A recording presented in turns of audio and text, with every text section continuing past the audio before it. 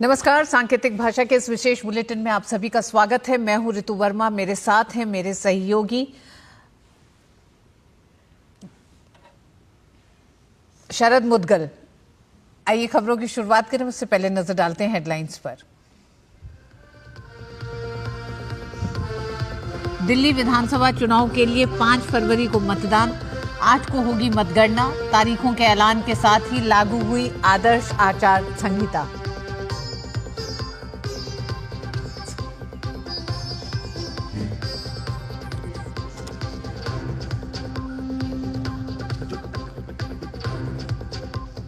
मुख्य चुनाव आयुक्त ने ईवीएम को बताया पूरी तरह सुरक्षित और पारदर्शी। कहा अब बैलेट पेपर पर लौटना संभव नहीं, सभी दलों की सहमति से वोटर लिस्ट होती है अपडेट।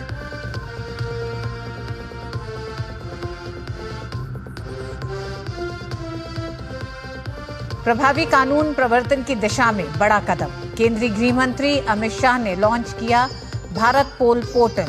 त्वरित अंतर्राज्यीय पुलिस सहायता में मिलेगी मदद।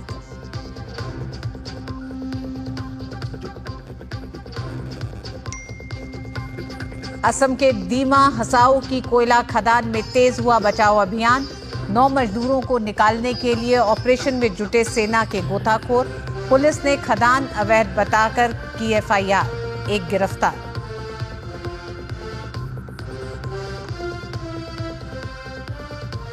तिब्बत में आए भीषण भूकंप से अब तक 95 लोगों की मौत, 130 से अधिक घायल। शिगात्से शहर में 6.8 मापी गई तीव्रता। नेपाल में भी 7.1 तीव्रता के झटकों ने मचाई दहशत।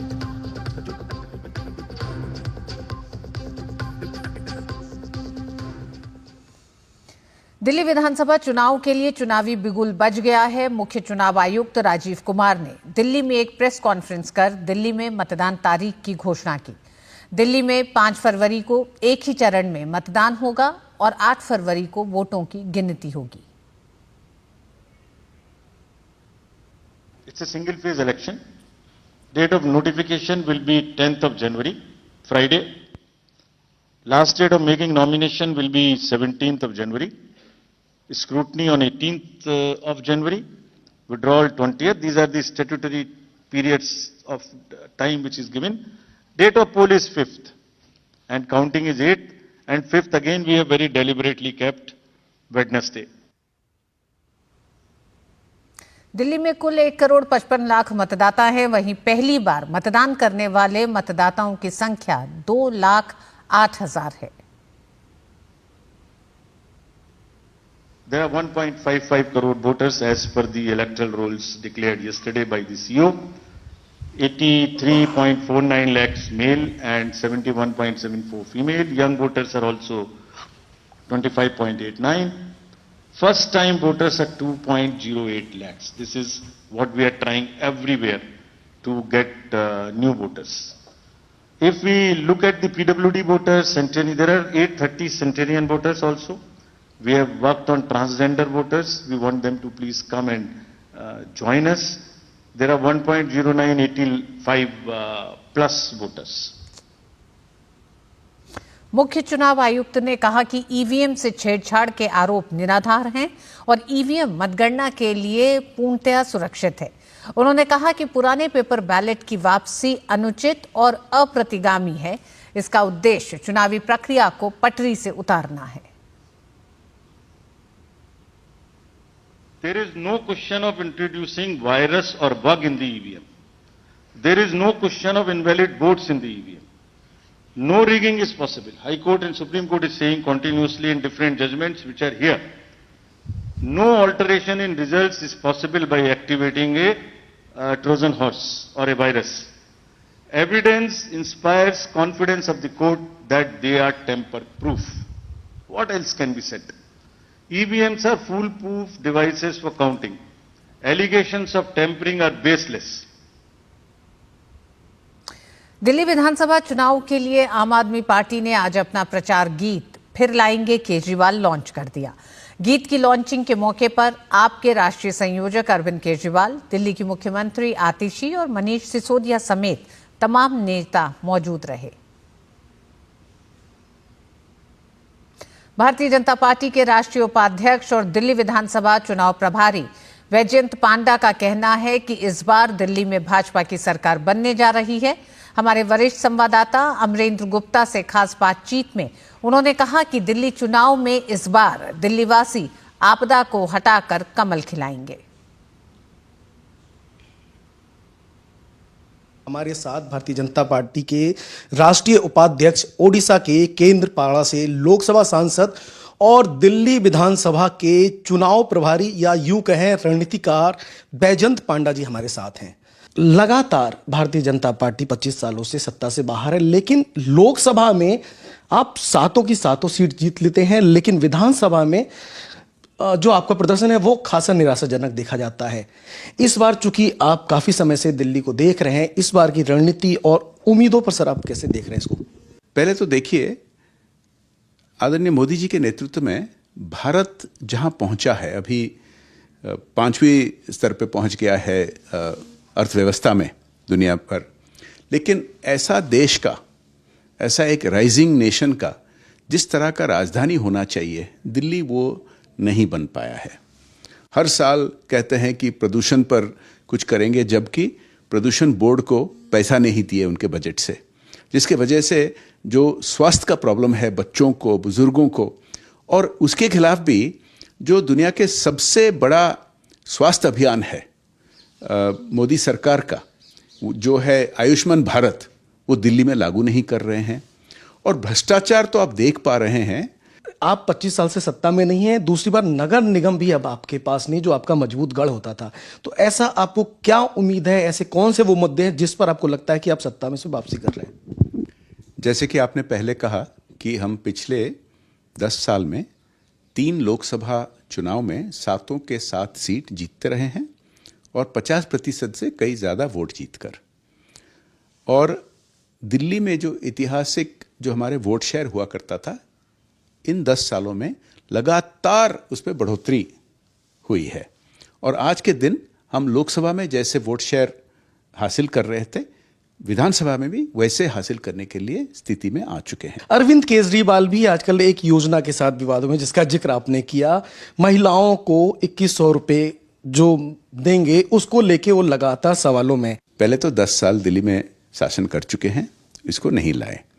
दूसरी बात, 2 साल पहले पंजाब में भी बिल्कुल यही योजना कि उन्होंने प्रतिज्ञा किया, अब तक नहीं किए हैं। अभी पंजाब की महिलाएं आके दिल्ली में प्रदर्शन कर रहे हैं कि वहां झूठ बोल के ठग दिया उनको। केजरीवाल का कहना है कि भारतीय जनता पार्टी के पास न नियत है न नीति है। प्रधानमंत्री ये कहते हुए उद्घाटन किए विभिन्न प्रकार के बड़े बड़े योजना, जहां झुग्गी वहां घर के तहत कुछ हजारों मकान अभी दिए गए लोगों को। ये सब असलियत आपके सामने दिखाई दे रहा है। Amarendra Gupta, DD news, Delhi. नई दिल्ली जिले के जिला निर्वाचन अधिकारी सनी कुमार सिंह ने आम आदमी पार्टी नेताओं पर संवेदनशील जानकारी देने के लिए दबाव डालने का आरोप लगाया है। जिला चुनाव अधिकारी ने दिल्ली के मुख्य निर्वाचन अधिकारी को चिट्ठी लिखी है, जिसमें उन्होंने राज्यसभा सांसद राघव चड्ढा और संजय सिंह पर दबाव डालने का आरोप लगाया। चिट्ठी में उन्होंने लिखा है कि वोट कटवाने के लिए जिन आपत्तिकर्ताओं ने आवेदन किए, उनकी निजी डिटेल्स मांगी जा रही हैं। मुख्य निर्वाचन अधिकारी को भेजी चिट्ठी में जिला चुनाव अधिकारी ने लिखा, मुख्यमंत्री ने मुझे बिना किसी अहम बात के बैठक के लिए बुलाया। पहले भी बिना किसी एजेंडे के मुझे बैठक के लिए बुलाया गया है, जिसमें मतदाता सूची के बारे में चर्चा हुई थी। सूचना एवं प्रसारण मंत्री अश्विनी वैष्णव ने भारत सरकार का आधिकारिक कैलेंडर लॉन्च किया। कैलेंडर की थीम जन भागीदारी से जन कल्याण पर आधारित है, जिसमें प्रधानमंत्री नरेंद्र मोदी के सबका साथ सबका विकास के विजन को साकार होते हुए दिखाया गया है।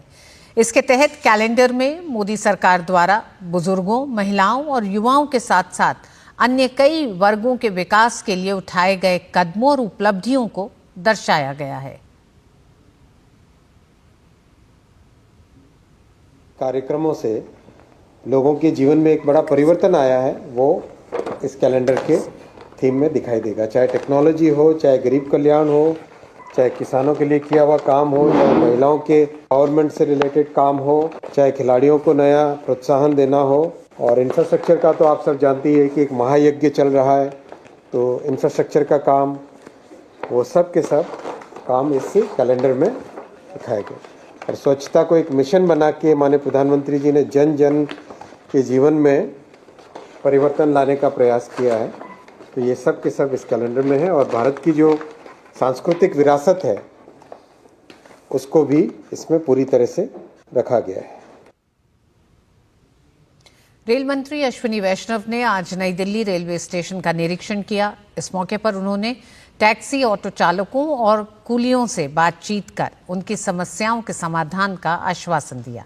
वहीं रेल मंत्री ने टैक्सी और ऑटो चालकों को बड़ी राहत देते हुए कहा कि अब टैक्सी चालकों को पार्किंग के लिए मासिक शुल्क 1200 रुपए देने के बजाय सिर्फ 400 रुपए ही देने होंगे। साथ ही ऑटो चालकों का 800 रुपए की जगह अब 200 रुपए ही पार्किंग शुल्क लगेगा। इसके अलावा रेल मंत्री ने नई दिल्ली रेलवे स्टेशन पर कार्यरत कुलियों को ठंड और बारिश से बचाव के लिए जल्द से जल्द वर्दी मुहैया कराने का भी आदेश दिया। साथ ही उनके चिकित्सा और रेस्ट रूम को भी बेहतर बनाने पर जोर दिया। इस मौके पर रेल मंत्री अश्विनी वैष्णव के साथ दिल्ली बीजेपी अध्यक्ष वीरेंद्र सचदेवा भी मौजूद थे।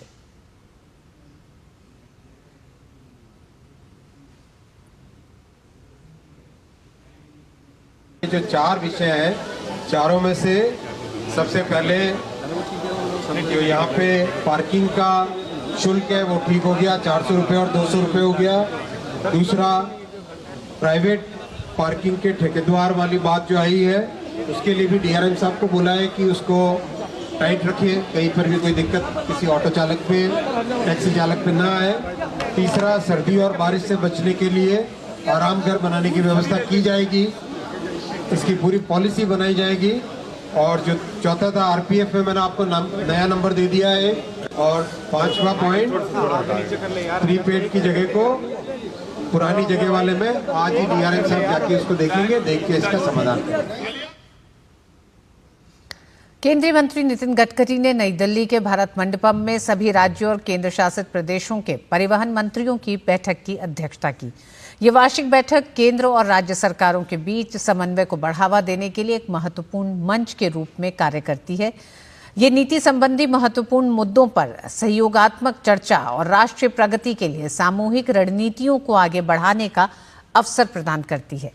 बैठक को संबोधित करते हुए गडकरी ने कहा, ऐसे संवाद क्षेत्रीय चुनौतियों के समाधान, सर्वोत्तम प्रथाओं को साझा करने और देश भर में परिवहन संबंधी परिवर्तनकारी नीतियों के एक समान क्रियान्वयन के लिए आवश्यक है। केंद्रीय गृह मंत्री अमित शाह ने सीबीआई की ओर से विकसित भारत पोर्टल का नई दिल्ली में शुभारंभ किया। ये पोर्टल प्रधानमंत्री नरेंद्र मोदी के नेतृत्व में केंद्र सरकार की ओर से देश की कानून प्रवर्तन एजेंसियों को सशक्त बनाने की दिशा में महत्वपूर्ण पहल है। केंद्रीय गृह मंत्री अमित शाह ने सीबीआई के 35 अधिकारियों को पुलिस पदक भी प्रदान किए। इस मौके पर केंद्रीय गृह मंत्री अमित शाह ने कहा कि इस पोर्टल की संरचना होने के साथ देश की हरेक राज्य की पुलिस सीधे इंटरपोल से जुड़ जाएगी। गृह मंत्री ने कहा कि देश की 140 करोड़ की जनता ने यह संकल्प लिया है कि आजादी के 100 साल होने पर भारत हर क्षेत्र में अग्रणी होगा। भारत पोल हमारे देश के अंतर्राष्ट्रीय इन्वेस्टिगेशन को एक अलग युग में ले जाने वाली एक शुरुआत है। एक प्रकार से अब तक इंटरपोल के साथ काम करने के लिए एक ही एजेंसी नामित थी, सीबीआई। मगर भारत पोल की संरचना होने के साथ भारत की हर एजेंसी, हर राज्य की पुलिस अपने आप को बहुत सरलता के साथ इंटरपोल के साथ कनेक्ट कर पाएगी और सीधा गति अपने इन्वेस्टिगेशन को देने में उनको बहुत सहायता होगी। भारतीय सेना ने असम के दीमा हसाओ जिले के दूरदराज के औद्योगिक शहर उमरंगसो में फंसे खनिकों को बचाने के लिए एक विशेष राहत कार्यबल को तैनात किया है। राज्य प्रशासन और पुलिस ने खदान में फंसे मजदूरों को बचाने के लिए अभियान जारी किया है। एनडीआरएफ की पहली टीम में 30, एसडीआरएफ की टीम में 8 लोगों को असम खदान पर बचाव अभियान में तैनात किया गया है। 6 जनवरी को शुरू किए गए इस अभियान में गोताखोरों, इंजीनियरों और प्रशिक्षित बचाव कर्मियों की एक उच्च कुशल टीम शामिल है। बता दें, उमरंगसो में एक कोयला खदान में अचानक आई बाढ़ के बाद कई मजदूर फंस गए थे। वहीं असम के मुख्यमंत्री हिमंता बिस्वा शर्मा ने 9 मजदूरों के फंसे होने की पुष्टि की है। वहीं पुलिस ने हादसे को लेकर एफआईआर दर्ज की और मामले में एक व्यक्ति को गिरफ्तार किया है। बिहार लोक सेवा आयोग की प्रारंभिक परीक्षा को रद्द करने की मांग को लेकर दायर याचिका पर सुप्रीम कोर्ट ने सुनवाई से इनकार किया। कोर्ट ने याचिकाकर्ता को कहा कि पहले पटना हाईकोर्ट का रुख करें। याचिका में इस परीक्षा में व्यापक धांधली का आरोप लगाते हुए इसकी जांच सुप्रीम कोर्ट के रिटायर्ड जज की निगरानी में कराए जाने की मांग की गई थी। साथ ही प्रदर्शनकारी छात्रों पर किए गए लाठीचार्ज के लिए जिम्मेदार जिले के एसपी और डीएम के खिलाफ कार्रवाई की मांग की गई है।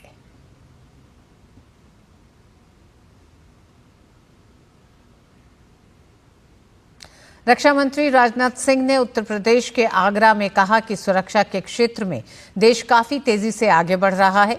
उन्होंने कहा कि टेक्नोलॉजी के क्षेत्र में भारत ने अंतर्राष्ट्रीय स्तर पर अपनी साख मजबूत की है। राजनाथ सिंह ने देश के रक्षा क्षेत्र में वैज्ञानिकों के योगदान की सराहना की। देखिए, तकनीक पर तो लगातार काम चल रहा है। रिसर्च और इनोवेशन पर डिफेंस में बहुत ही तेजी के साथ काम चल रहा है। उसके परिणाम भी आने प्रारंभ हो गए हैं। अपनी सुरक्षा के प्रति पूरी हर तरीके से सजग है। वैज्ञानिकों ने कुछ करिश्माई काम किया है। टेक्नोलॉजी के मामले में भारत अंतर्राष्ट्रीय स्तर पर अपनी साख तेजी से बना रहा है।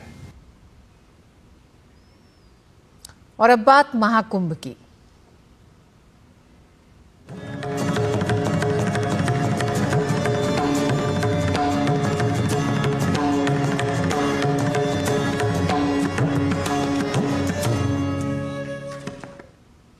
प्रयागराज में महाकुंभ की तैयारी जोरों पर चल रही है। इस महाकुंभ में करीब 40 करोड़ श्रद्धालुओं के आने की उम्मीद है।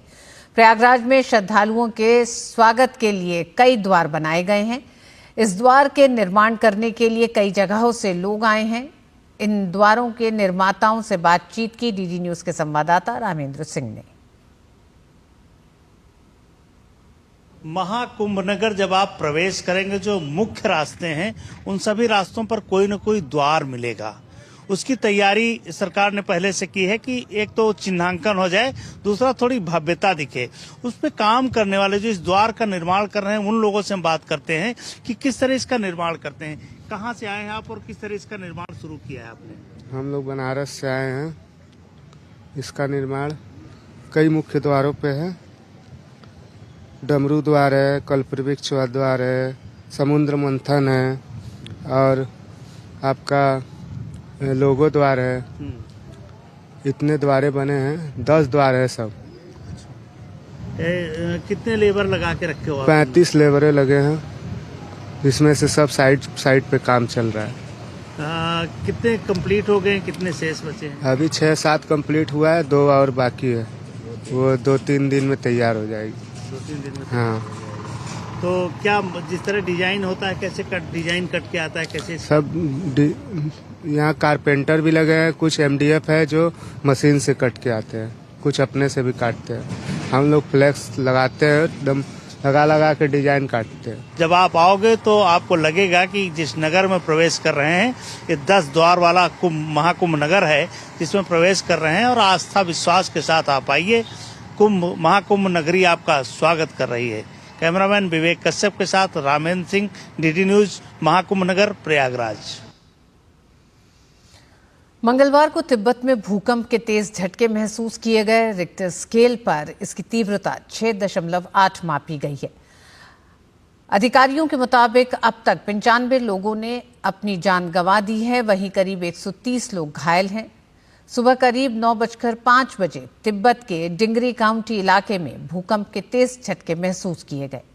भूकंप का केंद्र नेपाल सीमा के पास तिब्बत के जिंजांग में था। भूकंप का केंद्र 28.5 डिग्री उत्तरी अक्षांश और 87.45 डिग्री पूर्वी देशांतर पर पाया गया। ये जमीन से 10 किलोमीटर की गहराई में था। भूकंप के झटके नेपाल में भी महसूस किए गए।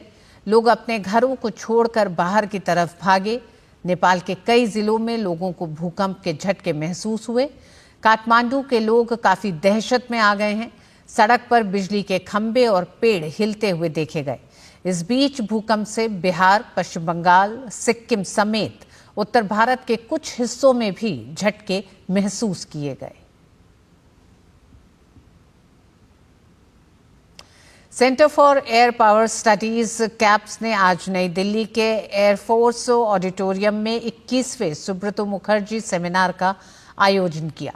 इस सेमिनार का विषय एरोस्पेस में आत्मनिर्भरता आगे का रास्ता था। कार्यक्रम में air chief marshal AP Singh ने भाग लिया और उद्घाटन भाषण दिया। ये सेमिनार भारतीय वायुसेना के पहले प्रमुख दिवंगत एयर मार्शल सुब्रतो मुखर्जी की स्मृति में आयोजित किया जाता है। वर्ष 2004 में दिवंगत एयर मार्शल मुखर्जी के भारतीय वायुसेना की कमान संभालने के 50 साल पूरे होने के अवसर पर सेमिनार की यह श्रृंखला शुरू की गई थी। रक्षा सचिव राजेश कुमार सिंह और DRDO के अध्यक्ष समीर V कामत समेत सेना, एरोस्पेस, शिक्षा और उद्योग क्षेत्र के कई दिग्गजों ने सेमिनार को संबोधित किया। कार्यक्रम में एरोस्पेस क्षेत्र में आत्मनिर्भरता से जुड़े तमाम महत्वपूर्ण मुद्दों पर चर्चा की गई। कनाडा के प्रधानमंत्री जस्टिन ट्रूडो के इस्तीफे के कुछ घंटों बाद अमेरिका के निर्वाचित राष्ट्रपति चुनाव डोनाल्ड ट्रंप ने कनाडा को 51वां राज्य बनाने के अपने प्रस्ताव को दोहराया है। कनाडा के प्रधानमंत्री ने अपनी घटती लोकप्रियता के बीच सत्तारूढ़ लिबरल पार्टी के बढ़ते दबाव के बाद कल इस्तीफा दे दिया। उनके इस्तीफे के कुछ घंटों बाद अमेरिका के नवनिर्वाचित राष्ट्रपति डोनाल्ड ट्रंप ने कनाडा को संयुक्त राज्य अमेरिका का 51वां राज्य बनाने की फिर से पेशकश की। सोशल मीडिया प्लेटफॉर्म पर साझा किए गए एक पोस्ट में उन्होंने कहा कि ट्रूडो ने इस्तीफा दे दिया क्योंकि वो जानते थे कि अमेरिका अब बड़े पैमाने पर व्यापार घाटे और सब्सिडी को सहन नहीं कर सकता है, जो कनाडा के लिए आवश्यक है। ट्रंप ने कहा कि कनाडा पर कोई टैरिफ नहीं होगा, हर काम हो जाएंगे और अगर वे अमेरिका के साथ विलय करते हैं तो वे रूसी और चीनी जहाज़ों के खतरे से भी सुरक्षित रहेंगे। विश्वविद्यालयों और कॉलेजों में शिक्षकों की नियुक्ति और पदोन्नति के लिए यूजीसी नए नियम लेकर आया है। ये नए नियम राष्ट्रीय शिक्षा नीति 2020 के प्रावधानों पर आधारित हैं, जो उच्च शिक्षा में शिक्षकों की नियुक्ति में अधिक लचीलापन लाएगा। यूजीसी के नए ड्राफ्ट रेगुलेशन पर विश्वविद्यालय अनुदान आयोग के अध्यक्ष M जगदीश कुमार से बात की हमारे संवाददाता निशांत सौरभ ने। और विश्वविद्यालयों में फैकल्टी की नियुक्ति के लिए यूजीसी एक नया ड्राफ्ट रेगुलेशन लेकर आया है, जो कि राष्ट्रीय शिक्षा नीति 2020 पर आधारित है। क्या है इस नए रेगुलेशन में, इस पर बात करने के लिए हमारे साथ मौजूद हैं यूजीसी के chairman professor M Jagdish Kumar. Sir, ये जो नया ड्राफ्ट रेगुलेशन आया है फैकल्टी की रिक्रूटमेंट के लिए, उसमें क्या चेंजेस किए गए हैं? अभी तक क्या होता था, we used to ask the faculty members only publish in journals or present some papers in conferences. अभी ये नया regulations में हम अलग अलग तरीक़ा से इनको हम opportunities देंगे to grow and contribute in diverse ways. For example, if they want to contribute in entrepreneurship, or they want to file patents, or they want to write textbooks, all these are possibilities now in the new regulation. Similarly, multidisciplinarity भी बहुत important है।